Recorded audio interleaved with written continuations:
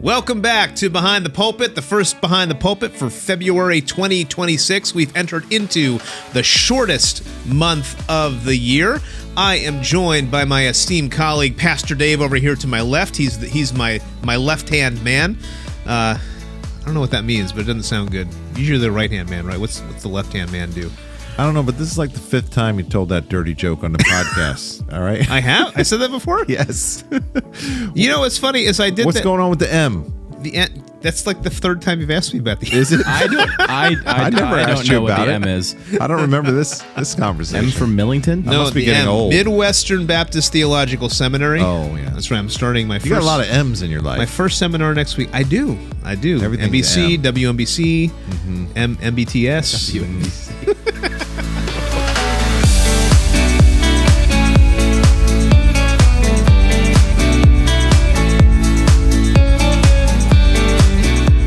We're glad you're here today. I know it's been a while, Pastor Dave. We've encountered the snowpocalypse. I think we need to debrief that. I flew over the snowpocalypse to Denver.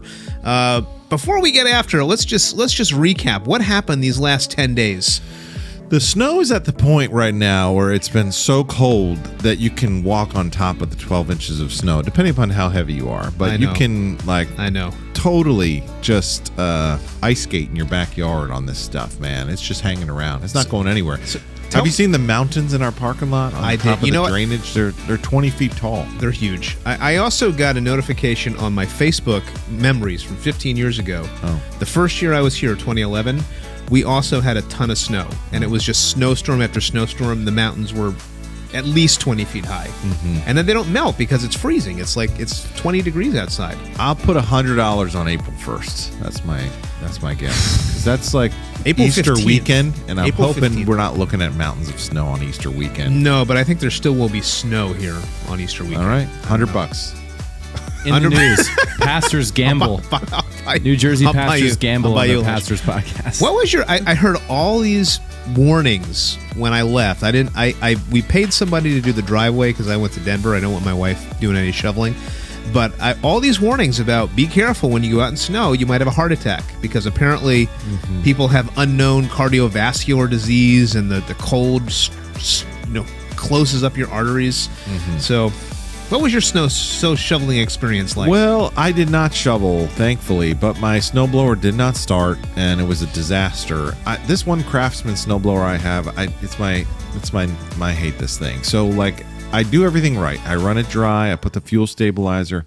It doesn't start every year, and I'm like, I'm not shoveling this stuff. It's 12, 13 inches, so I got to get this going. So I took apart the carburetor. There's a little emulsion tube in there that gets clogged up with dirt, and I bought this little tool thingy with little cables where you stick the cables in the little holes to get the dirt out of the carburetor. And then as I was putting it back together, I dropped a piece. It was like clink, clink, clink, clink, clink, clink, clink somewhere in the garage, a little jet, and I couldn't find it. It's freezing in my garage. I'm looking for this jet for at least a half hour, and I gave up, and I found a carburetor on Amazon for $19 next day, and it got here. And I took that carburetor apart, put the new jet in my snowblower, and said a prayer, and then it fired up. So I was able to use the snowblower tool, not a shovel. So I had no cardiovascular issues in the snowstorm. Although, not that you would have anyway, but it's a heavy workout. Let's just say I'm not going to the gym and doing snow. That's a good call. Good enough for the day. I flew to Denver for my World Venture meetings, and when I got there, it was also cold and snowing. Not as cold though, right? It was cold. The first day it was very cold. It was very cold. We got 2 inches of snow. Yeah, but it's been like 10. Over here, they're not equal. If it's 10 degrees here and 10 degrees there, it's warmer there. It is frigid. My favorite part of the whole thing. It's a dry thing, right? Too. I've been there's noticing less humidity. The dryness. Yeah. Like at night, I'll wake up with a cough, like in the middle of the night. Like, why is it so dry in here? I need a cough drop to go to bed. If you remember on the last episode of the show, I believe I can say the exact quote. Pastor Rob said, "I'm going to be in Denver where it's going to be 50 degrees and I'm going to be wearing shorts." And then I was watching the AFC Championship game in Denver, and then it was a whiteout. I was like, aha, he couldn't escape. All right. Well, let me educate you here, Tim, about the Colorado weather. So, yes, that was Sunday, but the rest of the week, indeed, it was in the 40s, and it was quite warm. I had to take off my coat. So, Wow. The big no thing coat?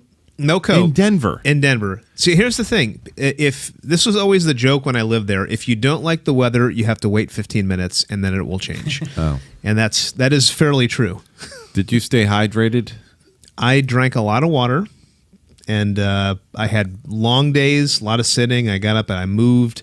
I went to my old YMCA that when I was squeezed in a workout. I did. So they had a little teeny workout room in the hotel, but there was a YMCA that I went to in seminary, and now I'm at a YMCA member here in New Jersey, and you can work out nationwide. So I went back in there to check out. Hold on a hot second, because people don't realize you didn't go to Colorado just for the YMCA. Why did you go to Colorado? Just back up a second.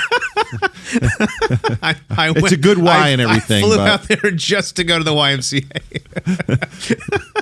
No, I was out there for a board meeting for World Venture, which is our mission agency. I go out twice a year now.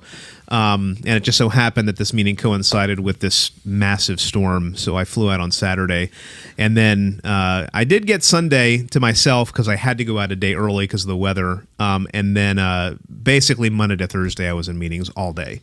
Okay. Yeah. But you and I kind of eat, drink, breathe this stuff. Yep. So maybe somebody hears the word World Venture and they actually don't know what that means. Or they hear the word mission organization and they don't know what that means. So imagine you were on an elevator and you had to explain to somebody, what's World Venture? How would you answer that question? That's a great, and actually that is what we were talking about during our meetings. Okay. There was a whole DNA sustainability group that was trying to come up with an elevator pitch for what does World Venture do. I'm pitching you the ball. I don't remember. Take a swing. I can't say it because they didn't codify it yet. But okay, what would you say? World Venture is an organization that oversees people on the mission field. And historically they're connected with our network, our denomination, which is Venture Church Network, was historically Conservative Baptist Church in America.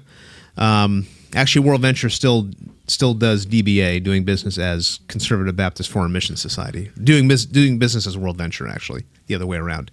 But yeah, so they actually, this is great. I'm going to share about this. So they will recruit people and then send them out, and they're the ones that provide the infrastructure, the support for missionaries that are on the field. Now, when people are out on the field, they're doing various ministries. They might be church planters. They might be they might be working in some kind of business. World Venture has a very proprietary philosophy called Missions 360. Missions 360. We're doing a missions conference in October where David Love, who's one of their VPs for global initiatives, is going to come and share about this Missions 360. Their goal is to get people in all different sectors of life engaging in missions, because it's becoming harder to get into, especially closed countries, on a missionary visa. And so if you're going over there, you might be going as a teacher, you might be going as a nurse, you might be going as a healthcare worker. You're working in those fields, and then you're using that as a avenue to reach people for Christ. So World Venture has a very innovative history in terms of how they do missions.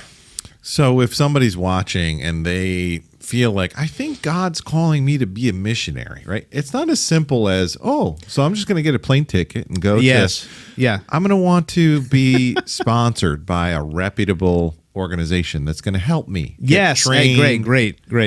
I think as Christians, we should always be on mission, but to be a sanctioned missionary that goes out, especially overseas into a cross-cultural situation, you need support. It's not the easiest thing to do. And so they help you with support raising, they help you with training, they help you with care while you're on the field. They have a whole ministry called Paraclete, which provides counseling services for you and for your family, because there's different challenges that happen when you go out on the field. Paraclete is the Greek term for counselor in John chapter 14. So, it's someone to come alongside of you, someone to counsel you, someone to support you. Yes. In the spirit of the ministry of the Holy Spirit. While I was there, they had several 12. I think it was 12 to 15 people they were sending out, and they had some really, really cool stories. A lot of them were going to Indonesia, and this one girl was coming out of like New Age background. God saved her. This other guy was grew up Jewish, and then God reached him in a dream. Lots of really, really amazing stories of how God was working in the lives of these young people. Most of them were in their 20s, Tim. And then there was a one middle-aged couple. Guy had been a teaching pastor, and he and his wife felt called to go to Brazil. And she's going down. They're going to work with this organization in Brazil, and she's going to do work with disabilities. She's going to start a disability ministry down in South America. So we connected. I mentioned we're in our series. I have to send them the link because they were very interested in hearing about what we were doing. So people outside of Millington Baptist Church are listening to this series? Well, I'm going to send them the link, and now they will. He was a teaching pastor in the Bay Area in California. Well, we know Sarah Bush is listening. And Sarah is cheering us on every single week. Yeah. I always wait for my Monday morning email from Sarah. And she's going to be here this week. Bob, to share in person. keep on picking up that football and carrying it down the field. We love you, Sarah. It's going to be good. All right. So World Venture all day, every day. I came back Thursday night. I had to switch my flights both times. Oh, Pastor Dave, tell the story. I do have to tell this story. I was telling Tim. So switch my flight both ways. When I was going out, I was in the window seat, and I had this large man in between us. So I had to I was kind of stuck to the window because I always like to give people that sacrifice to get in that middle seat, I like to give them the room as much as I can. But then coming back, I switched my flight to an earlier flight so my wife didn't have to pick me up at midnight. And I was in between these two people, and we're about 30 minutes from landing in Newark. And all of a sudden, Pastor Dave, you tell me if this has ever happened to you, I start hearing a dog barking. There's a dog barking in the fuselage of the plane, and I'm saying to myself, where is this dog? Where is this coming from? And I look down and I realize there has been this little Bichon Frise Yorkie thing in between the legs on the floor of this woman who's sitting next to me the entire flight. Mm-hmm. And the dog is sitting there at my feet barking. Mm-hmm. And this dog barked for about 30 minutes, barking its head off. In fact, you got the audio? I do. I do have the audio, Pastor Dave. Why don't you give me your initial reaction to that, and I'll find the audio, and then we'll move on from this. What do you think about this?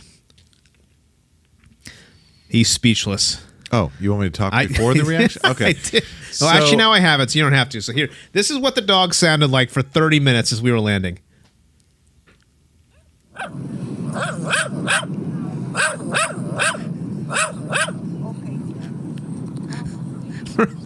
For 30 minutes, this thing is, and that was like its calmer section. Yeah.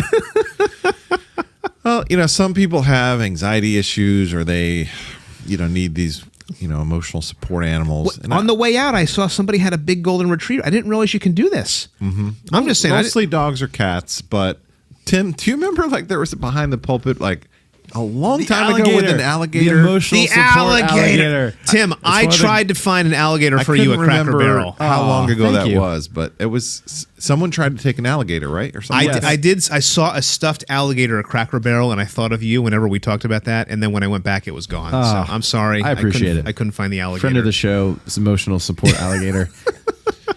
We're going to be talking about dogs later in the program, so I'm just going to throw an Easter egg out there, and I want you to tune in and look forward to that discussion when it comes up. Talking to you, John. Critical theology. This is true. This is why. Speaking of theology, let's do a little warm up. Let's do a weekly warm up. Oh, I forgot about the warm up. So I got two really good ones, and so we're only going to do one. So you have to tell me Old Testament or New Testament. Oh, okay. Oh man. Did you like my game the other week when I did Bible or not Bible? You know what? People seem to really dig that. Someone came up to me after the service and was giving me more ideas. You should have said this. There was some guffawing in the audience that week, Pastor Dave. And a lot of people got a lot of those wrong. I started to question Bible. Talk to the audience. I will shout out. My wife listened to it with me, and she got them all right. She's like, "That's not in the Bible." All right. That's not in the Bible. Well, thank you, Amanda. But she was maybe a little better than other people there. So, what's the warm up? Old Testament or New Testament? Oh, you mean choose that? Okay. Yeah, pick one. New Testament. All right. This is season 4, episode 19. So today's weekly warm up comes from 1 John chapter 4, verse 19. We love because he first loved us. Break it down for us. Oh, just explain it. That's what I'm rusty. Remind me what we're doing. So the weekly warm up, it's going to be a verse in the Bible that directly correlates to either the day we record. Okay. So the other option was Genesis chapter 2, verse 3, but you chose New Testament. So this is episode 4, season 4, episode 19. So I find that a verse in the Bible that is 4:19. Okay. And then you kind of break it down in 60 seconds. Weekly warm up. All right. 1 John was the first book of the Bible we ever had to translate in Greek, and I remember this verse. And John uses simple words, but they're profound concepts. And a lot of people read that verse and they think it means we love him because he first loved us, which is, of course, true. But it's broader than that. I think it's the only reason we love at all is because he first loved us. We've got our sinful nature that's curved in on ourselves, and apart from the regenerating work of the Spirit, we don't really have an outward focus towards God or others. So this is why the two greatest commandments are around this aspect of loving God and loving people. And when we're set free by the love of God, we're now set free to love others. So that's a major theme in 1 John. What would you add to that? Well, I would agree with that. Also, I do. We did use 1 John for what we call baby Greek at our seminary as well.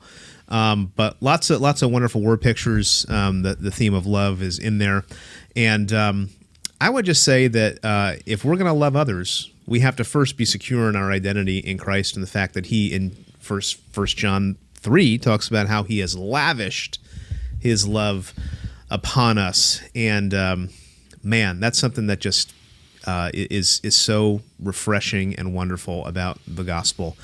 Also talks about, 1 John talks about confession and how if we confess our sins, he's faithful and just to cleanse us and purify us from all righteousness. It's John may be simple Greek, but he gets right to the heart of what the gospel is all about.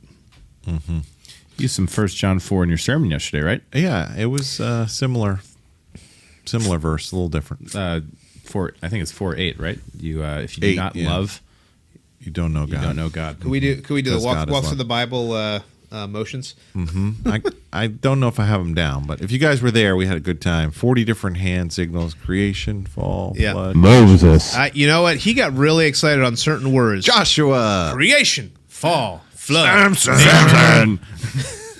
Moses, Samson. He was getting super fired up. Everyone did what was right. I had my wife cracking up the last time we did it. I was waiting for the opportunity. Instead of Deborah, I said Debbie. Deborah. I had her cracking up. It was a good event. All right. Gideon. Hey guys, we want to give you an important heads up about an upcoming weekend that we don't want you to miss out on. Saturday, March 7th from 5:30 to 7:30 p.m. We're excited to be hosting our next Underground Sessions event. We're super excited to welcome Jason Thacker as our special guest, and the topic for the evening will be, and who is a person? Human dignity in an inhuman age. As Christians engage in big questions around bioethics, technology, and cultural change, one foundational issue keeps rising to the surface. What does it actually mean to be human? In a world where personhood is often tied to ability, location, or stage of development, this session will help ground us in biblical vision of inherent human dignity as image bearers of God. And it will equip us to engage these conversations thoughtfully and faithfully. And then come back on Sunday morning for church, because Jason is going to be joining us for both of our services, where he'll be preaching a message titled Crowned with Glory and Honor: Human Dignity in an Inhuman Age. So again, that's Saturday, March 7th from 5:30 to 7:30 p.m., the Underground Sessions event with Jason Thacker. And then join us for church on March 8th at our 9 and 10:45 a.m. services, where Jason will be preaching for us. Make plans to join us for this entire weekend focused on truth, clarity, and dignity of every human life. All right, what's next on our agenda here, Tim? In the news, or we have something else? A little news segment. All right, let's get right after it. In the news. All right, so much we could talk about here, Pastor Dave. There's so many. There's always like tons of things happening in the news, but I do want to focus in on one item today. I think this is worthy of conversation. I want to talk about something called the Greater Than campaign, which launched on January the 28th. Just a few weeks ago, and it's a strategic national initiative led by a few of our friends. Friends, I don't know if they're friends of the podcast, but they're friends of the us. channel. Friends of the channel. Al Mohler, who you met. Al Mohler listens every week. I'm sure of it. Maybe friend of the channel. You recently met him. You sat with Yes. him in church. Yeah. He does he. Although you're not sure he's going to remember your name. Al but Mohler I'm said, pretty sure "Aren't he you the doesn't." guy from behind the pulpit?" That's true. Are you? I saw. exactly By the way, what happened. I saw John Stone Street went on his In the Library podcast. I need to listen to that. Loosely based off behind the pulpit. Loosely. The other one is Katie Faust, who we've had on a podcast. We've had her here for an underground. I feel like we were early adopters with Katie Faust. You know what? We had Katie Faust before she was Katie Faust at our event. There was some season before Yes. Jordan Peterson. And, This is true. you know. This is true. Well, so her and her organization, then before us, are kind of helping to lead this initiative, and it represents a major shift in the legal and cultural battle over marriage, moving away from this traditional religious liberty arguments and focusing.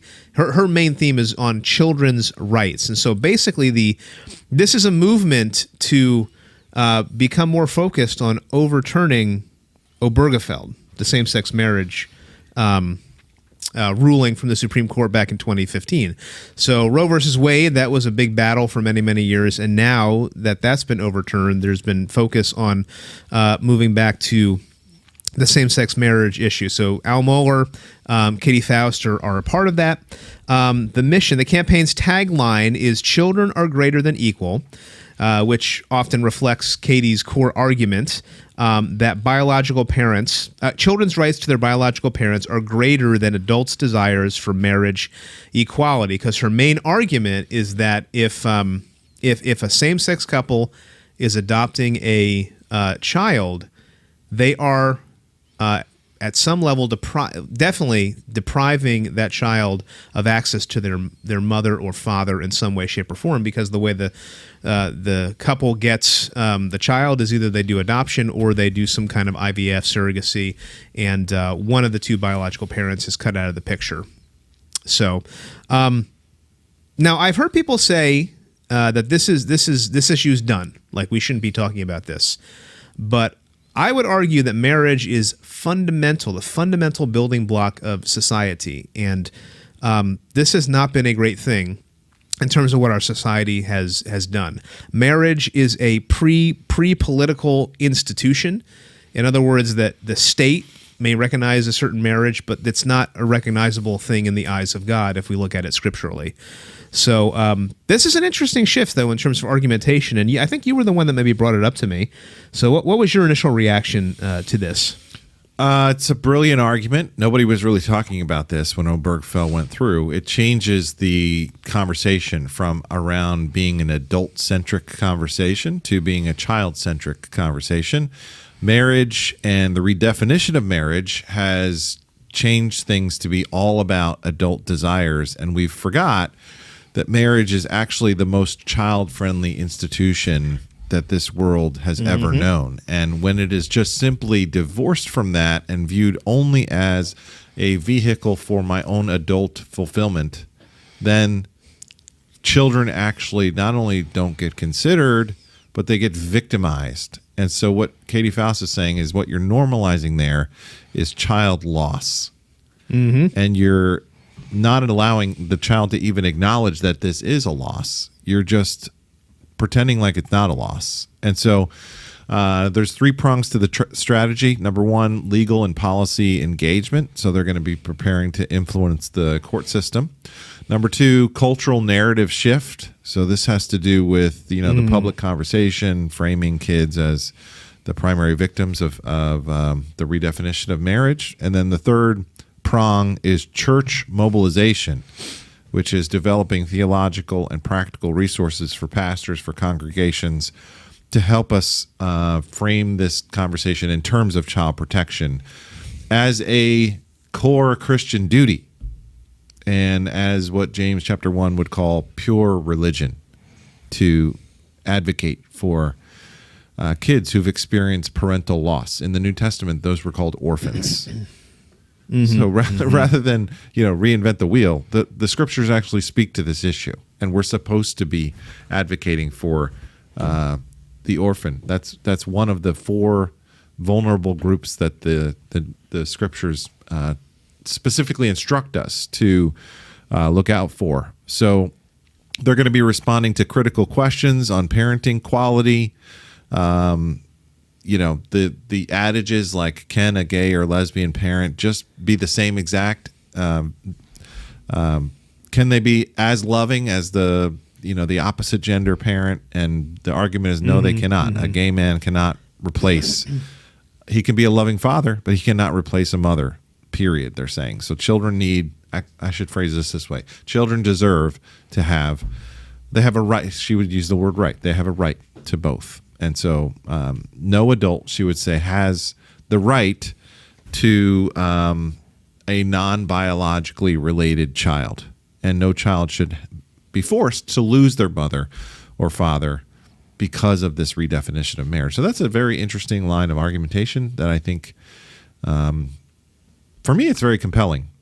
So I'm looking forward to what happens through this new organization and try to get behind that with as much effort as I can. So, exciting story in the news. Al Mohler, Katie Faust. There's a couple other key people involved here. John Stone Street, Allie Beth Stuckey. Yeah, I have to look it up, but there's a lot of people that are a lot of folks. this. So I think that, and it looks like they're doing a church mobilization thing. I mentioned that maybe at some point we should do some teaching on marriage, just marriage and family. So this might be something that we might be interested in. But check it out. It is greater than, and I think this is going to be a really important cultural piece that Christians should pay attention to. And if you're out there watching going, hey, that ain't never going to happen, is that what you said 5 years ago about Roe v. Wade? Because I would just maybe encourage you to have a little faith there. Yeah. Maybe. Is it more about what's right? That's a good point anyway. Yeah. So yeah. Foundational. Okay. So there we go. That's what's going on in the news. That's going to be a big deal. We will continue to report on this as developments progress. Pastor Dave, what do you think? You heard it here on Behind the Pulpit first, probably. Mm-hmm. Yeah. There you go. It's funny. I was watching a show yesterday with my wife, and in the show there's a gay couple that is going through the process of adopting a kid. And I'm like, oh, here we go. Now we got to talk about child rights. And I told my wife, you can thank Katie Faust and Charles Colson for the in-show commentary from me. As parents, you have to be watching out for this stuff in terms of the cultural narrative, because they insert it into a lot of different children's cartoons and places that are trying to normalize this kind of thing. For many parents, one of the deepest pains they carry is a relationship with an adult child that no longer feels close, or it feels broken altogether. Maybe communication has slowly faded. Maybe conversations feel tense, fragile, or filled with uncertainty. Or maybe your adult child has gone no contact, and you're left wondering how things even reached this point in the first place. Estrangement between parents and adult children has reached epidemic levels in our culture today, and some studies suggest that as many as 1 in 4 families are experiencing some form of estrangement. And for many parents, the hurt is real, ongoing, and often carried in silence. When Love Hurts, Parents of Adult Prodigal Children is a new group designed to walk alongside parents navigating these painful realities. Through group discussion, prayer, and spiritual discernment, this group exists to offer understanding, encouragement, and Christ-centered hope. The group will meet Tuesday nights from 6:30 p.m. right here at NBC beginning February the 17th. If you are a parent walking through this season and feeling alone, you don't have to carry it by yourself. This group is here for you. So next, we have our theology. No, that's later. That's at the end of the show. We have our great book war. Just to recap. All right, you heard there was some big news in the book war. Yeah, Tim? There's some big news. This is the current score. And so what happened was I went on to, it's been like 3 weeks, so I kind of forgot about the voting. I go on and I realize it's a dead tie, which means that I get the opportunity to cast the deciding vote. And I thought about it. I looked back at both of the books. What did we even recommend? Remind me what I recommended. This is so long ago. So Pastor Dave recommended Jesus and the Victory of God by N.T. Wright. Okay. And Pastor Rob, you recommended Theology, Disability, and New Genetics: Why Science Needs the Church by John Swinton. Boom. And it was and Brian Brock. The Swinton vehicle that came away with the win. I've been really enjoying the sermon series. So this one seemed like more of interest to me at this point in time. So here is the breakdown of the 13 votes. Pretty close. Look at that. Thank you for voting. And here's the current score. Pastor Bob only down by 2. We had tens of votes this week. Tens of votes. So Pastor Dave, since you came up short this week, or I guess the last 3 weeks in the book war, would you please begin with the recommendations on your end? Sure. I'm trying not to be angry with you right now, Tim, but I'm sorry. I'm going to move on in life. So Tim has a right to vote. It's his constitutional. Okay, I know. So We're done with voter suppression this week. This week, I am going to recommend a counseling book by Dr. Ed Welch called Running Scared. It's about anxiety and fear and worry, and it's about understanding the God of rest in the Bible. So if you're looking for a resource that will help you with anxiety, if that's something that you experience, and I think all of us experience some fear in life from time to time, so none of us are immune to that. Ed Welch explores this, I think, from a unique biblical counseling lens, and he explores the root of fear inside of the human soul and encourages readers to discover for themselves that the Bible is full of beautiful words of comfort for fearful people. It's endorsed here by Tim Clinton, Dan Allender, a couple other people you may know, Stephen Arterburn. It's not a hard read. It looks a little thick, but it's not a bad sit down, get through it. It's got a lot of scriptures in here, and it's got some really good meditation moments, and I think you'll enjoy that. If anxiety is something you wanted to work on and tackle, do not miss Ed Welch. It's published by New Growth Press. I'm not sure about this cover. It's got a guy with a suit and like crossed out face. It's interesting. I don't know. There was a moment where they were doing this covers like the legal pad looking thing. I actually have a published book with that style. What year was that published? This is old now, probably at least 10 years old. So published in 2007, so more like almost 20 years old. Wow. So going back, man. One of Ed Welch's older books, but not dated in terms of content and biblical counseling and good stuff. So Ed Welch, PhD, licensed psychologist. He's if you don't know, he's a faculty member of CCEF, the Christian Counseling and Educational Foundation over there in Eastern Philadelphia. He's been counseling for 30, 40 years. He's a best-selling author. Bob and I saw him, I think, speak one time. I think you were there. I don't remember. At one of the Harvey Cedars Shepherds Conference Yeah, he things. did come in, right? Yeah. He's got a lot of books, got a lot of mini books. Yeah. But this is a good one. So Running Scared, check it out. Running Scared, check it out. I think you'll enjoy that. And why you put it in front of my face? Well, You want me I to put couldn't my face get the behind camera it? on it. Oh. All right.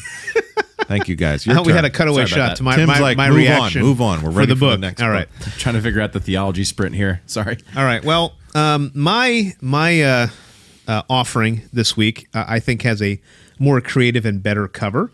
It is a book called The Redeemed Man. The Redeemed Man. I want you to notice that they very creatively, different people contributed to the chapters on this, but there was 3 folks that edited it. And so to make it clear, they had all the contributors and then the editor right here, and then they had like a line that they drew to who was editing it. So I don't know, it's a pretty attractive cover here, Pastor Dave. I enjoyed it.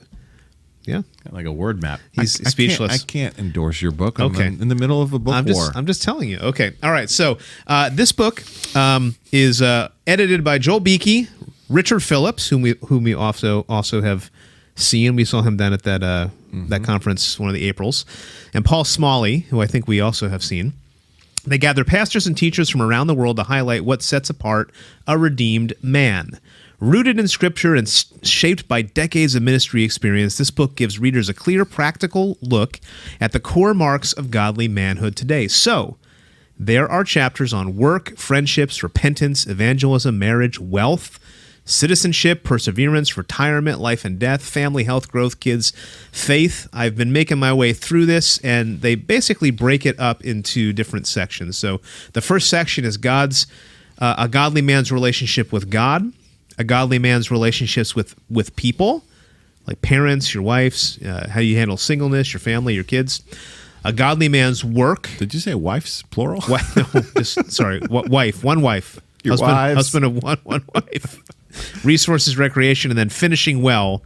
So how do you sustain your health and a retirement? Actually, I think that health one, and then also managing your wealth, sometimes people don't integrate their Christian faith into those things. That as you get older, it's important that you steward your body well when you can't tackle things as you did when you were in your 20s. So I've been using this for some devotional reading. It is excellent. I highly recommend it. The Redeemed Man, edited by Beakey, Phillips, and Smalley, and it's got chapters from Kevin DeYoung, Dan Doriani's in here, Jim Neuheiser, lots of others. So check it out. Love it. Solomon, half heart. We recommend you decide. King Saul, no heart. King David, whole heart. Solomon, half heart. Sorry, when you said wives, not Solomon, half heart. Mostly bad they king. all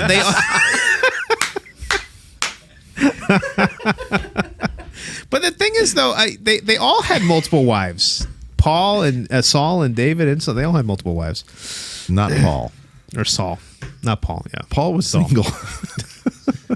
No, King Saul. Oh. He took some, well, I guess he took some concubines.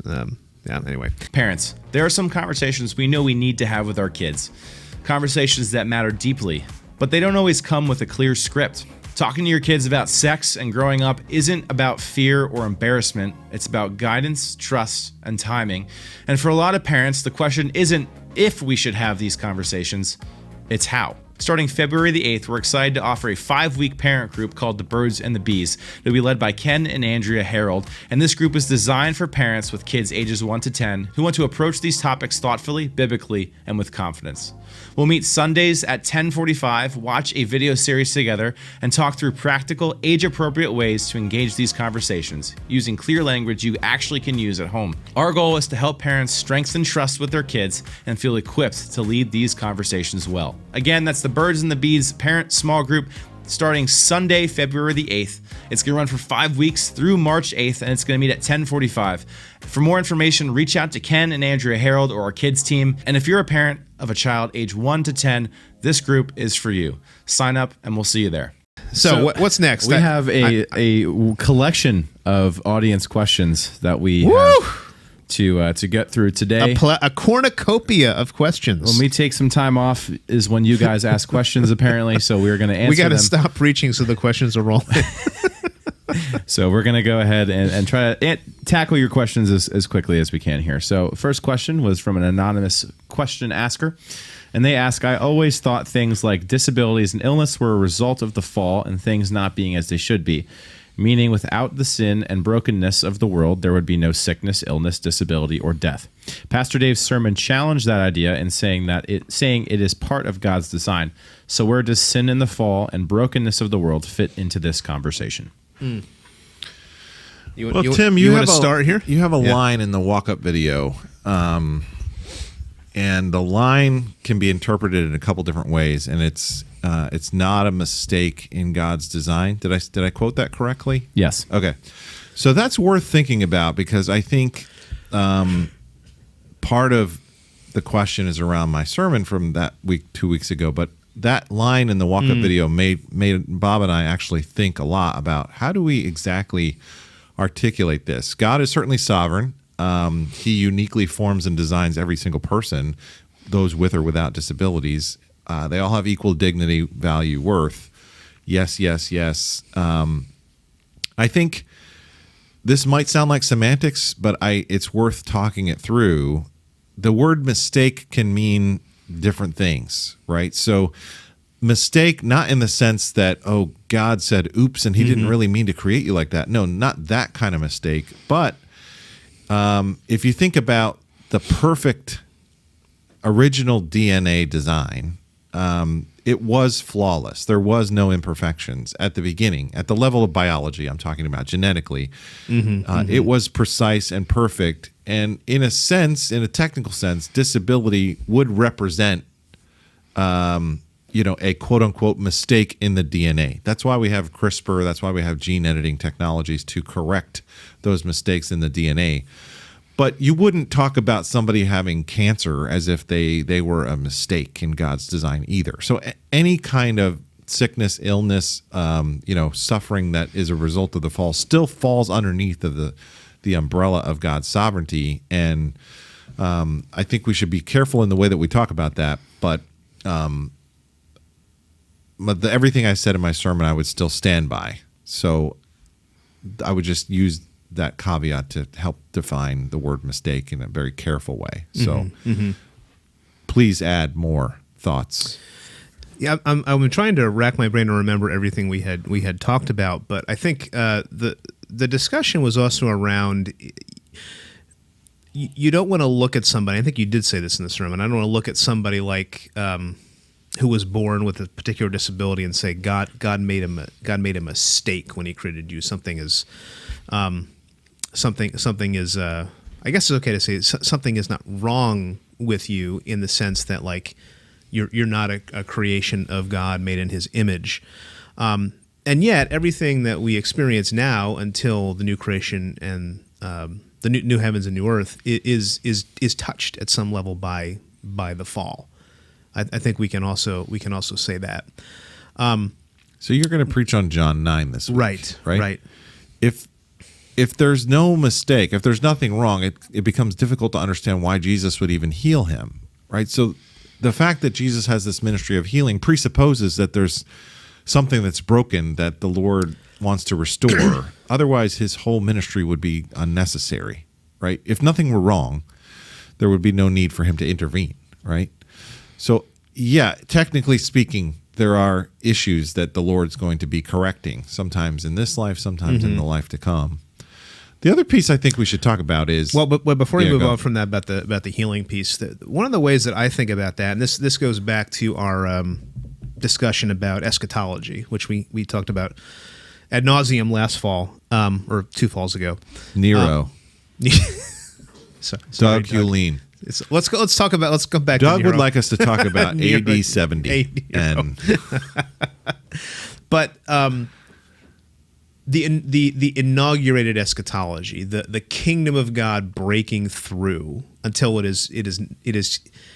is already but not yet. And when Jesus came, as He's healing people, as He's casting out these evil spirits, He is bringing the kingdom to bear on this world in an inaugurated sense, but it's here, but it's not fully here. And so I think in some of these healing senses, it is the kingdom of God breaking through, but it's not holistic yet throughout the world. And so there are still many, many places that are touched in our lives and in people's lives by the fall. Why God doesn't heal everyone is a mystery. I think He heals some, as we've been talking about, but not everybody. And one of my concerns with the disability thing is that you can look at somebody with disabilities and just say, you need to be healed, you need to have greater faith. And that can be like, and then what if God doesn't? What does healing mean? What does healing look like? Right? That can be something that places a huge weight on somebody with the disability in the here and now. And we'll talk about what's to come in a few weeks. That's going to be the last sermon in the series. But I think we have to hold those things in tension. Last thing. So if we don't acknowledge that there's something wrong, then we rob people of the space to grieve and lament real loss. And the Bible gives language for grief and lament. When we lose something, even if it's a loss of a limitation or just an unfulfilled hope or possibility. I didn't really have a chance to unpack everything about Mephibosheth this past Sunday, but there's other bits and parts of his story that are sprinkled in 2 Samuel. Like before, you learn that Jonathan didn't originally name him Mephibosheth. He named him something like Meribal, which means conqueror of Baal. So, Jonathan had these hopes for his son that he would be this mighty warrior, but yet, he became Mephibosheth, and God used him in his own right. But there were losses and griefs that I think were there. So there's unfulfilled possibilities and suffering. Romans 8 says all creation is groaning, and it's often these kinds of issues that persist that cause us to groan and lament. And so we don't want to insist that nothing's wrong either. That's sort of a form of baptized denial. So, I think it's okay to allow people to suffer, allow people to grieve, allow people to lament, and for them not to feel isolated because they think that something's worth grieving over. It's okay. Like Christian hope doesn't deny the loss. It names the loss honestly and then waits in the sure and certain hope of the resurrection to have the final word. Right. And in the midst of that doesn't mean we will not suffer, right? So actually when the John 9 passage that we'll be talking about this week, Jesus specifically says that the disability this man had was not a result of this man's sin or his parents' sin, but it happened so that the works of God, the glory of God, could be revealed. There was a purpose in that suffering, and so we'll talk more in depthly about that. But it wasn't like somebody's born with a disability and God says, "Oh wow, wow, I didn't see that coming." I mean, God is intricately involved in all the things. He walks with us through those things, and He has purposes that we might not know of until we see Him face to face. Yes. Yeah. So, next question, Tim. Question number 2 is from an inquiring mind, is how they would like to be known as. It seems in the book of Job that. So let me start over. It seems in the book of Job that it is Satan and not God that causes all of the disasters and calamities, since God said, "Behold, he is in your hand, only spare his life." How do we balance this with all we learned in Sunday's sermon? Which sermon is this referring to? This was the wounding on January 18th. Okay, so you're this is the one with Moses and Moses. So I think it's a really good question. You're right to point that out, and that's a good scripture to wrestle with there. Job does seem to put Satan in the foreground, while the sermon that I preached about Moses' speech impediment or Jacob's limp were more putting God and his sovereignty in the foreground there. So here's a way for you to think about the distinctions without flattening them all out. So Satan is an agent, and he is an agent of suffering in the book of Job, and he's the one who strikes Job, not just his children, but his own physical health. And so in that way, God does not personally inflict those disasters. And I think that's okay to say that Satan can be an instrument in that way. But remember in the book of Job that Satan only acts by God's permission and within God's limits. So, actually, God specifically says, like, you will go this far, no farther. You have to spare his life. And that's not a throwaway line. That's a theological anchor of the book, that Satan is not autonomous. He's not the opposite of God. He is limited. He's a creature. He cannot act apart from God's will, his allowance, and he cannot exceed what God allows him to do. There's boundaries there. And so we don't live in a dualistic world where it's like, the yin and the yang. We live in a world that's completely under the control of a sovereign, provident God. Number 3, go ahead. Well, I was just gonna say, I know some people that would, any sickness, anything that's wrong in this world, they want to blame on Satan. The devil's doing this, the devil's doing that.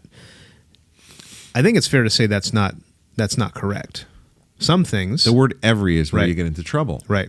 Yeah. It's just too simplistic. So you're flattening out things in too simple of a way. Number 3, God's sovereignty never means that God is the author of evil either. So there's creaturely agency that's given to Satan, and God is still overseeing all of that. And so somehow simultaneously it's God at work, but Satan's at work as well. There's a concursiveness there.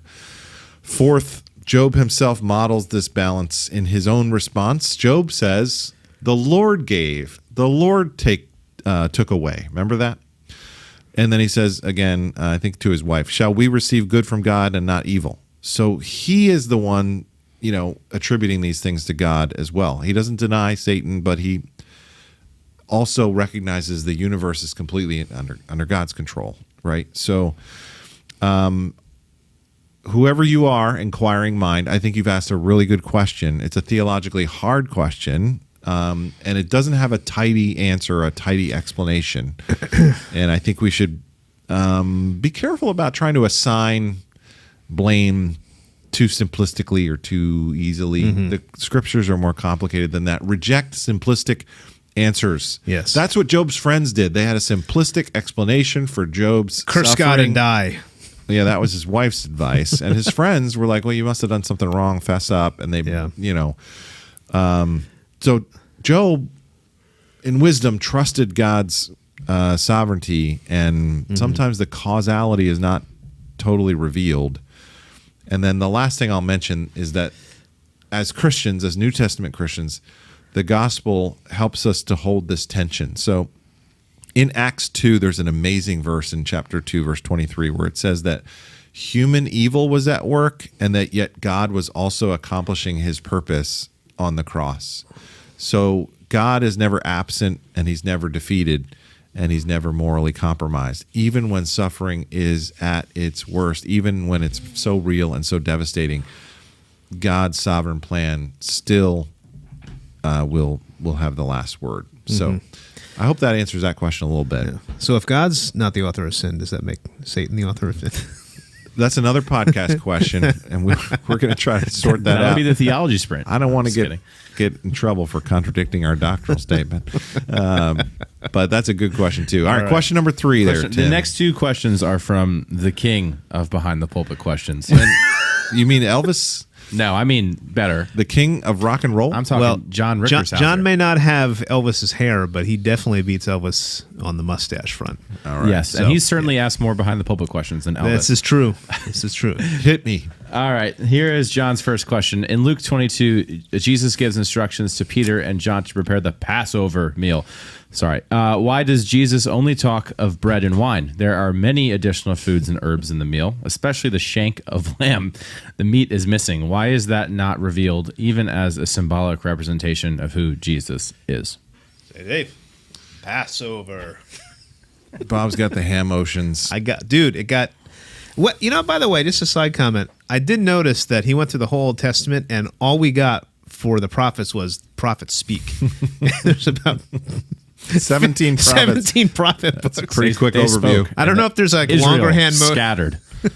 I don't know if there was more in the longer version. But Well, Mr. John, you're asking a really perceptive question there. You're right to press on the absence. When we've had Chosen People Ministries or other presentations about the Passover, there's certainly a lot there at the table that we could talk about. The Synoptic Gospels focus in like a laser on the bread and wine, and I think there's a couple reasons for that. Jesus is redefining the Passover, and he's redefining it around himself. So he's not just observing the Passover, he's actually transforming it, right? So who has the right to change the Passover script? It is only the Son of Man, Son of God. And so he is focusing in on the parts that he's going to want us to remember for the rest of Christian history. And there's another reason, and I think I like it, although I can't prove it in the Bible, but it was in a Tim Keller book. So does that make it true? I don't know. But Tim Keller wrote a book depends on your feeling about Tim called Keller, King's Cross, and then he changed the name of the book. Yes. It was about the Gospel of Mark. There's a new name of it now. It was originally Jesus called King's the Cross. King. It's called Jesus the King now. Okay, so in Jesus the King, Keller says the reason why the lamb is missing from the Gospel synoptic accounts with regards to the Passion narrative and the Passover meal is because the lamb is not on the table, the lamb is at the table. Now, I don't know if Keller was right or not, but that could be the case. And I will say, I think the Passover lamb was actually slaughtered after the Passover meal, and just like that, Jesus will be slain after the meal. So you could interpret it that way. So that's one way to think about it. Number 3, bread and wine are portable and they're repeatable, and they are things that are going to be adopted by the church for the rest of church history. And so these are the elements that we're going to be using to celebrate the new covenant. We don't need a lamb, right? We're not going to be sacrificing a lamb every Sunday. That's going to require a whole temple system that was destroyed. We're going to be eating commemorative elements, drinking bread, eating bread, drinking wine, that kind of thing. And then the last thing I will say is it focuses in on the blood, which is a very important, rich historical image from Exodus, and them taking the blood and applying it to the doorposts. Jesus says, "This cup is the new covenant in my blood." So the blood imagery is relocated from the ritual object to the cup, and this is what the cross is all about. Jesus shedding his blood. So why do the gospel writers not talk about the whole Seder, the whole Passover meal? There's a couple reasons. None of them are hard and fast, but this is going to be something that church covenant celebrates. We gather around these elements, and we're not going to repeat all of Israel's national feast. We're under a new covenant now, right? So remember, Leviticus was offerings and feasts. We don't do those anymore. We don't do offerings and we don't do the feast. We now have a new meal. We have a new covenant, and it's something that's wonderful. And Jesus has changed the whole script. So the absence of the lamb, I don't think it's an oversight. I think it's a silence that's Christological, and I'm going with Tim Keller on that. That's my story. I'm sticking to it. Offerings, feasts. Was it the spying? Spying, counting. That's wandering, right. Wandering, dying. Everyone did what was right in their own eyes, except Ruth. Samuel hears, or something. Samuel hears. That's the half heart, whole heart. Prophets speak now. Samuel hears.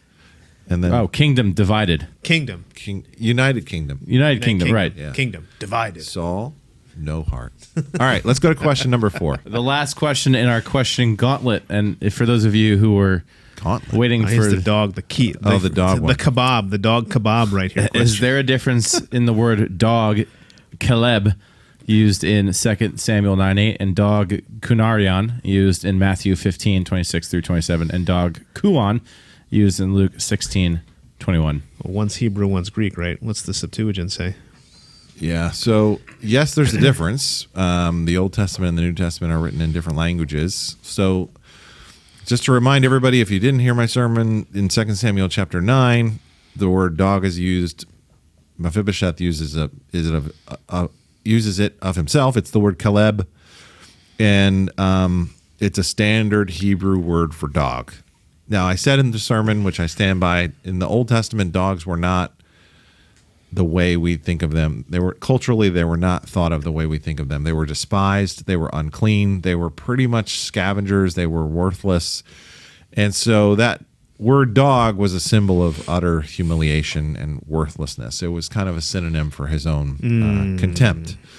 So what Mephibosheth is saying there is, I am worth nothing. And that was a voluntary self-humbling moment there. David didn't say it. Mephibosheth said it of himself.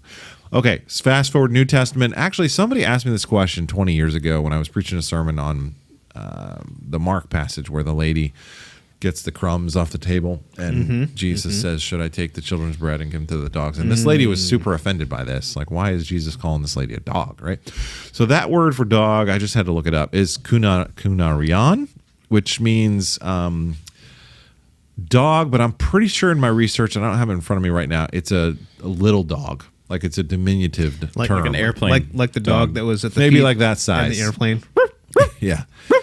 So this particular dog, I don't think it's a harsh term. There's a harsher term Jesus could have used besides little dog without the diminutive feature of it. And I think the woman understands the metaphor. She kind of leans into it and says, well, even those little dogs eat the crumbs. And Jesus sees her faith and honors her and says, people in Israel don't even have this much faith as this lady. And so that is a different word. It's a little bit of a different concept, and I think we can interpret it differently. There is another dog that showed up in the sermon you did on the rich man and Lazarus, where the dog came and licked his sores. That's the word for a bigger dog, a street dog, hungry dog, scavenger dog, unclean dog. And so that passage is about Lazarus being so forsaken that a human being is not even tending him. He's got to be tended by animals, and unclean animals at that. So the parable there is saying even dogs have more compassion on him than this rich man. So 3 different words for 3 different connotations of the word dog. Big takeaway, John, is across the scripture, the word dog consistently marks status. So for Mephibosheth, it was, hey, how can you invite a dead dog to be sitting at your table in a humble way? For the Canaanite woman with faith, it was, she's going to take the crumbs and recognize who Jesus is, and she's going to be greater than the Gentiles. And then for Lazarus, it was his own earthly hardship contrasted with his heavenly exaltation, which would come later. So it's a good question, but maybe not the most exciting answer. But hopefully that gives some clarity on what you were thinking about there, John. If not, let us know. The question would be, would these dogs eat Purina or kibbles and bits? That's a good question. I will do a little more research on that. I don't know what they ate back then. And speaking of questions, this has ended our question gauntlet for today. Thus ends. That was a gauntlet, all right. It was, man. You just kind of went after it right there. Wow. All right. I got more questions for you, by the way. Oh, my gosh. Hey, guys, before we jump back in, we want to point you to a recent conversation from the Underground Sessions podcast that feels especially timely for the moment that we are in. Few terms create more confusion or more heat right now than Christian nationalism. But what do people actually mean when they use it? And how should pastors and Christian leaders think clearly about faith, politics, and the public life without reacting in fear? In this episode of the Underground Sessions, we're joined by Dr. Todd Williams, who is the president of Cairn University. He's a longtime scholar of social theory, civic life, and religious liberty. Together, we'll slow down the conversation and ask better questions about moral authority, nationhood, and the limits and responsibilities of Christian political engagement. One of the key reminders of the episode is this: politics cannot save us, but faith should still shape how we live, vote, and seek the good of our neighbors. If you're someone trying to navigate these conversations with clarity and conviction, we highly recommend this episode of the Underground Sessions podcast. You can find it wherever you listen to your podcast or right here on YouTube. All right, are we on to the sermon? We are. All right, so let's dive into, give us a Between you and Armin. 60-second recap of what happened in your sermon yesterday, if somebody missed it. Yesterday's sermon was about the forgotten at the table. And there are marginalized people forgotten all around us. Oftentimes, people with disabilities feel like no one notices them, like they are forgotten. And yet, the heart of God, as displayed in our passage from 2 Samuel chapter 9, through the example of David, is to reach out to those who are forgotten and to invite them to the king's table. And this is what shows others the love of God, the hesed of God, the loving kindness, the faithful love of God that, of course, the Lord Jesus exemplified perfectly. And ours is the privilege of being David's servant who got sent out from the palace to go retrieve Mephibosheth to come to the king's table. And so you and I get to be like that servant, to invite others to come to this feast and be hospitable towards those who perhaps need us to reach out to them. And that human care, human touch, human kindness can make all the difference in the world. So that was a challenge. We talked about how that might apply to the ministry of disabilities and how we can create a culture here, an environment where people feel cared for and welcomed at the table, regardless of ability or lack of ability. So that's the 60-second flyover, the basic gist of the sermon. Well, thank you for the flyover as well as the sermon. I was moved by it. Got a few questions. So you started the sermon with the image of the Elephant Man, which I'm glad you put that image up, because that was, I was hesitant about that. I know, but it gives a sense of like, yeah, there was photography. What would you do if you met somebody like that? Would you look away? Would you lean in? How would you respond? Yeah, remember I was just describing like the cauliflower skin, and I was like, man, is this too graphic? But the picture kind of showed that that's, it was like that. Yeah. So you stated in the sermon, we're surrounded by people who feel excluded. And the question I wrote down was, are there some practical ways or exhortations, admonitions you would give us on how do we notice people who feel excluded? If I want to, I know I want to notice them, but how do I do it? How do I notice them? Well, some of them are more obvious than others, right? Like there's visible, very outward, obvious kinds of disabilities. This person has crutches. This person clearly is blind. This person is in a wheelchair. This person, has some visible symptoms. And so it's not too hard to notice people who are more pronounced in their outward manifestations of the special needs. The question is then, when we do notice it, what do we do? Are we turning the other way? Are we trying to get out of the room? Are we trying to avoid? Are we trying to lean in? I had a very honest conversation in the foyer yesterday. What's today? Tuesday, Sunday, with somebody who right now has a wonderful relationship with someone who has special needs and is in a wheelchair, and they're very close and everything was fine. But he confided in me and said, it wasn't that way 20 years ago. I was scared. I avoided this person. I didn't know what to say. I didn't want to say the wrong thing. I didn't know what the right thing was to say. And I just basically was so anxious about entering into that relationship that the barrier was self-imposed. And now they've crossed the barrier. They broke the barrier, and they faithfully pursued God in obedience and reached out and noticed that person. And they have a wonderful give and take relationship with, the Lord's using him in mighty ways. So that was a really cool explanation of, hey, it's kind of normal for people to need to overcome this. Yeah. So how do you do it? Yeah. I've heard lots of wonderful testimonies from the series. So you had a couple movements. The first one was the King's Question. And, I was thinking, why would the king want to show kindness? Because you gave the whole background about normally kings kill their opponents, anybody from their line, but yet David chose to show kindness, to show the chesed. That's very if good. I could say that. Mendy would be proud of you. Why? I will. Maybe I'll go knock on his door. Why would King David want to show kindness, other than the fact that he had King David whole heart? Yeah. Well, he had this covenant with Jonathan, Right. and I think that was something that he remembered and appreciated for the rest of his life. He felt like he was in Jonathan's debt. I think the kindness that he showed him was more than just gentle politeness. There was generosity. There was sacrifice. The kindness cost David something, and I think that's the kind of kindness that he wanted to show. I would also say that he was the recipient of the kindness of God. He was once overlooked. I mentioned this in the sermon as the youngest boy of the family, and he chose to give the gift of being noticed to someone else when he perhaps could relate to not feeling noticed. And so here's an interesting story that I didn't get a chance to talk about in the sermon. Mephibosheth shows up later. I think it's chapter 16, and Ziba accuses Mephibosheth of treason and betraying David and wanting to take Saul's kingdom back because he's of the family of Saul. It's like chapter 18, right? It's later on. Yeah, I think it's 16. And then Ziba decides to take all the land away from Mephibosheth that he was given back in chapter 9. And Mephibosheth's response is unbelievable. Look it up.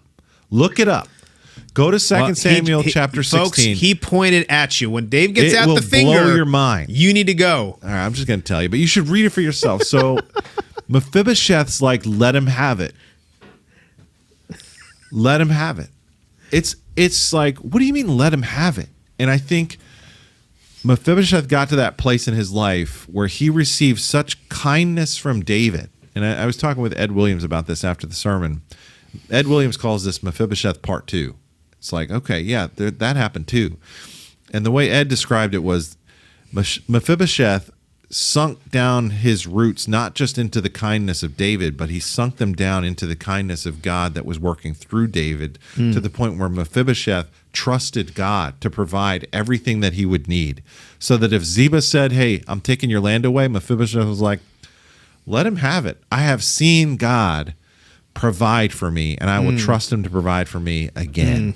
And so Mephibosheth came out like a rock star in the second part of his story. Yes. And then when David, I think Absalom gets his hair cut up in a tree, and then David comes back, and Mephibosheth is there to like welcome back the king. And it's a really cool narrative arc that shows, Mephibosheth's tragic story, but yet here's a character that was greatly used by God, though he had a disability in his life. And he has much to teach us in the scriptures. Would we consider Ed Williams our resident Mephibosheth scholar? I feel like if I got sick on Sunday and I wasn't able to preach that, Ed would need 5 minutes notice to be able to just get up there and do a Mephibosheth sermon. I heard Jeff Calendar's pretty into the Mephibosheth guy. He is as Jeff and Ed could co-teach Jeff and a Mephibosheth here's series. the challenge. Jeff and Ed tag team behind the pulpit Mephibosheth edition. I did. I heard Jeff in the run-through refer to him as Phibby. So Jeff, that's it. He's so excited. Gave him about a nickname, Phibby. Jeff, evidently he had some old sermon that he listened to on cassette tape or something, and the sermon had these drums in the desert, drums in the desert, drums in the desert, as they were coming to get Mephibosheth from Lodabar, and Mephibosheth's scared that they're going to take him away and kill him. And Jeff and Ed, man. I mean, it's a very compelling narrative arc. I mean, we were focusing of course, on the disability piece, but from a variety of angles. There's not enough time. We might need a series. We ran out of time. We might need a 4-week series on Mephibosheth. Just Phibby. We'll call it Phibby. Phibby's Follies.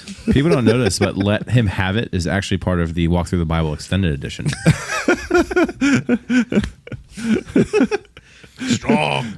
It's the 6-hour version of Walk Through the Old Testament. He did. They could do that. They could do that Walk Through the Bible. We got the shorter version. I guess he could have done it in 6 hours. Yes. Wow. In other countries, they go slower. Apparently. Well, you need. That makes sense. You need a translator. It always makes it twice as long. Oh, that's true. Okay. Have you preached through a translator before? Yeah. It's You have to wait. You got to speak. Wait. Speak. Wait. It throws me way off. Yeah. And you know how long-winded I am. That's so you're challenging. 2 hours, right? Buckle up, man. There's a translator. All right. So maybe the last thing I'll say is just in terms of David's action. Well, actually, let me say this. So I was wondering, maybe as part of your answer, you can talk about what Mephibosheth, what he was originally named, because I was sitting there thinking, who would name their son the son of my shame? Like, what is that all about? And then what does David's action here? What does that teach us about maybe this disability topic? How could you apply it for us? Man, that name is rough, right? Well, I mentioned this early on in the podcast. Yeah. So, 1 Chronicles 8:34 names the same person, Merib-Baal. Merib-Baal. They're not two different people. They're the same guy. It's the son of Jonathan. So, earlier Israelite names sometimes included Baal, which originally meant Lord or Master, and it was not yet associated with the pagan worship of Baal. But over time, Baal worship became a big problem. But so Merib-Baal means contender with Baal, and that's an interesting thought. And I think maybe sometimes names in the Bible are used in theological ways. So I don't think it's a shift like, oh, Mephibosheth had some change of faith or something like that. But it's a new understanding of what he's going to be dealing with in his life. He's going to be dealing with some shame. And the cool thing about that is David honors him and gives him covenant kindness and gives him a place at the table. And so, I think the highlight of this text is not to think about Mephibosheth's shame. It's to think about, wait, none of us really deserve a seat at the table. All of us in some way, shape, or form, are sons of shame. We're sons of Adam. We live in a broken, fallen world. You've said it before. Disability is not an abnormal part in a normal world. It's a normal part in an abnormal world. We all struggle with some kind of limitation. So spiritual limitations. Another Harvey Cedars quote from Stephanie Hubach. Oh. Did she speak at Harvey Cedars? Oh, yeah, we saw her. Yeah, we saw her. I was there? You were there. I feel like I've never been leak. there without you, so you were there. This was like 2018. Lord help me. It was a long time ago. Okay. Yeah. Sorry about that. It was that. before I had my son, so I was not as interested in it as I am now. Wow. Yeah. Okay. I feel like I'm pouring water into a sieve. Like, what is the point of this? I don't remember anything.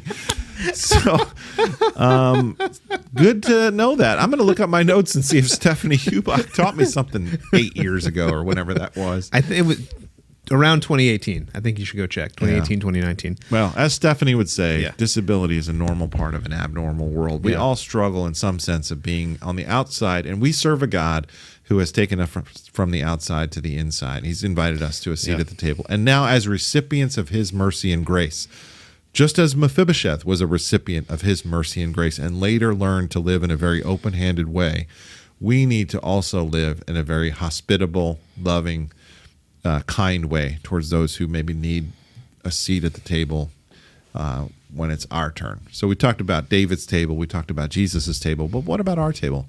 And who is it that needs a seat at our table? That's the challenge, I think, for the message. Who needs a seat at the table? Yeah. Mm-hmm. Well, I did like you. You asked two questions at the end just to put the bow tie on this, as they do at Southern Seminary. Are we going to call this episode Phibby? Is that in the running? I will leave it to Tim, but I will put it in his mind. And is it Phibby with a PH or Phibby? It's his rapping name.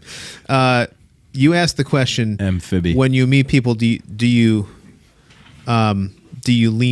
stop and lean in, or do you stop and stare when you notice people with disabilities? I thought that was a pretty convicting, challenging question.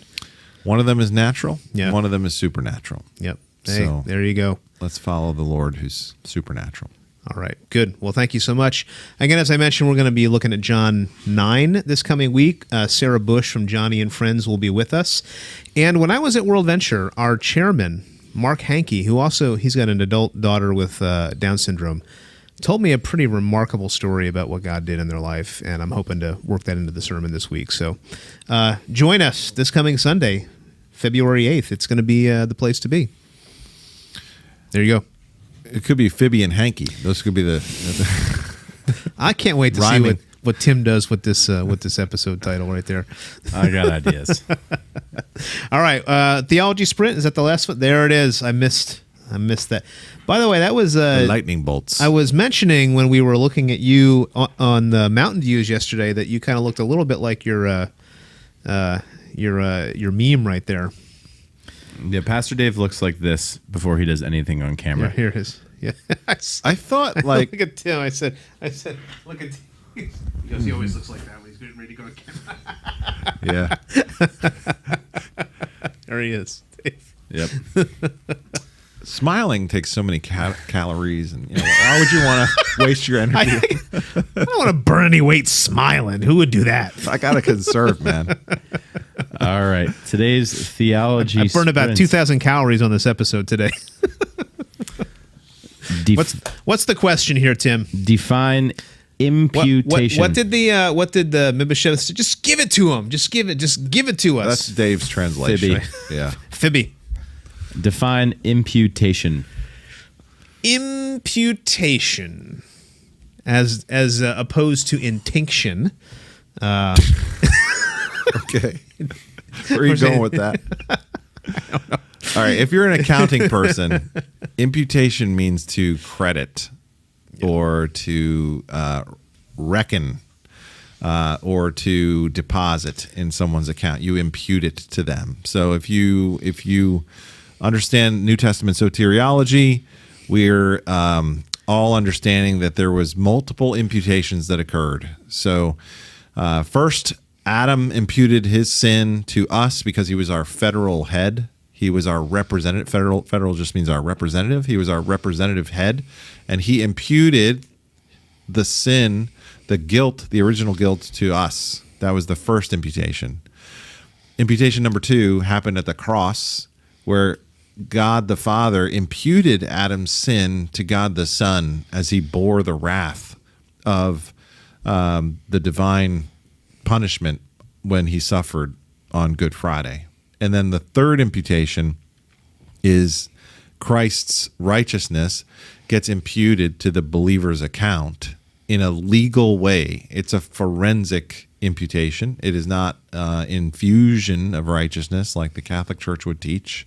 That's when you become more righteous. Imputation means it is credited to your account with no effort on your part whatsoever. It is an alien righteousness, and that's been imputed to you, and it's Christ's perfect righteousness that's been given to you. The founder of Westminster Seminary, Machen. J. Gresham Machen, was on his deathbed, and he actually said, "Thank God for the active obedience of the Lord Jesus Christ." And you think, wow, this guy's on his deathbed, and this is what he's thinking about. And what he's thinking about is Christ not only died for you, he lived for you. And he took that perfect righteousness that was on his account, and he credited it to you as if you lived his life, and you get to enjoy that as an imputation, as a legal declaration in God's eyes. And so we're thankful for that. That's the basic gist of imputation. What would you add? No, that's a great definition. I will say intinction is when you dip the bread into the wine during communion, which we don't practice here. Passover. That was a pre-COVID thing. That was a pre-COVID Passover. thing. I got caught on this. What was your favorite hand motion? motion? Germs on the fingers and the intinction. What was your favorite hand motion during the walk through the Bible, Tim? Samson. Samson. You got to go one arm one way, the other arm the other way. You can't just you got to do this. Like the interlocking monkey toys. You have to be walk like an Egyptian. You could see Mark Schaff. He was winding up. He was Samson. The one time he went both arms down. Excellent. He went Excellent. He was getting after it, yeah. Oh, yeah. He kind of did he got really Hulk excited. Hogan. He did, I am a real American, Samson. All right. That was a good walkthrough. There you go. Let's come back Check it and out. walk through the New Testament. Number next year. 2. That's right. All right. Thanks so much for joining us for Behind the Pulpit, sticking with us. We had a couple weeks to cover. We will see you next week on Behind the Pulpit. Same bat time, same Phibby channel.